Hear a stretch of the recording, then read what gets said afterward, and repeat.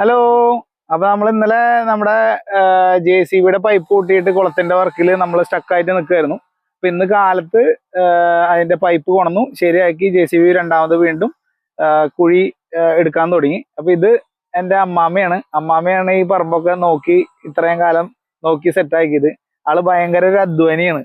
Full time പണി എടുത്തോണ്ടിരിക്കലാണ് ആളുടെ പരിപാടി. അപ്പോ ഇതിപ്പോ പൈപ്പ് ശരിയാക്കിയിട്ട് നമ്മളിപ്പോ മാന്തിയത് കാണിച്ചു തരാം. ഇതാണ് ഇപ്പൊ നമ്മള് ഇന്നലെ ഇവിടെ മാന്തിയപ്പോഴാണ് നമുക്ക് പാറ വന്നത്. അപ്പൊ പാറ ഈ ഏരിയ മൊത്തം പാറയായി, മട്ടിപ്പാറ. ഇത്രയും ഏരിയ നമുക്ക് ഈ വെള്ള കാണുന്നതെല്ലാം മട്ടിപ്പാറയാണ്. അത് മാന്താനായിട്ട് നല്ലൊരു സമയം നമുക്ക് എടുത്തു. നമ്മൾ വിചാരിച്ച പോലെ സ്പീഡിൽ ഈ പരിപാടി കഴിഞ്ഞില്ല, അല്ലെങ്കിൽ നീങ്ങില്ല. ഇതിപ്പോ നല്ലോണം സമയം എടുത്തിട്ട് ഉച്ചവരെ നിന്നിട്ടാണ് ഈ ഒരു പോർഷൻ മാത്രം നമുക്ക് മാന്തി ഇതായത്. ഇപ്പോഴും അത് ഞാൻ വിചാരിച്ച ലെവലിലേക്ക് താന്നിട്ടില്ല.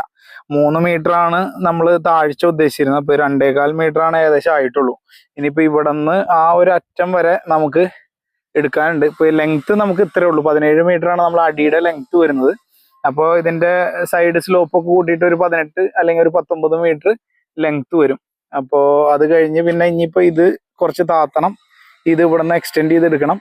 അപ്പോൾ അങ്ങനെയൊക്കെ ചെയ്യാനുണ്ട്. അപ്പോൾ വിചാരിച്ച പോലെ സ്പീഡിൽ പരിപാടികൾ കഴിയുന്നില്ല. ഇനി ഇതൊക്കെ തീർന്നിട്ട് വേണം.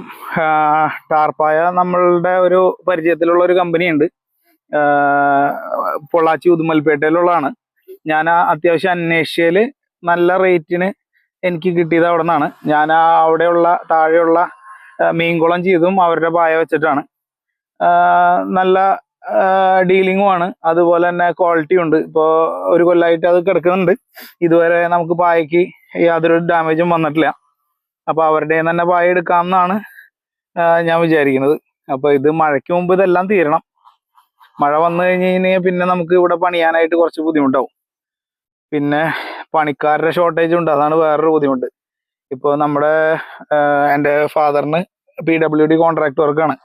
അപ്പോൾ പുള്ളിയുടെ സ്ഥിരം പണിക്കാരുണ്ട്. പുള്ളിയുടെ സ്ഥിരം പണിക്കാർ ഇപ്പോൾ ബംഗാളിലേക്ക് വോട്ട് ചെയ്യാനായിട്ട് പോയിട്ട്, അല്ലാന്നുണ്ടെങ്കിൽ അവരുടെ പൗരത്വം നഷ്ടപ്പെടുന്ന പറഞ്ഞ് പോയിട്ട് ഇതുവരെ വന്നിട്ടില്ല. അപ്പൊ ഇനിയിപ്പോ ഇത് കഴിഞ്ഞാൽ വരുന്ന പറയുന്നുണ്ട്. അപ്പൊ അവർ വന്നിട്ട് വേണം ഇനി ബാക്കി ലേബറിന്റെ പരിപാടികളൊക്കെ ചെയ്യാനായിട്ട്.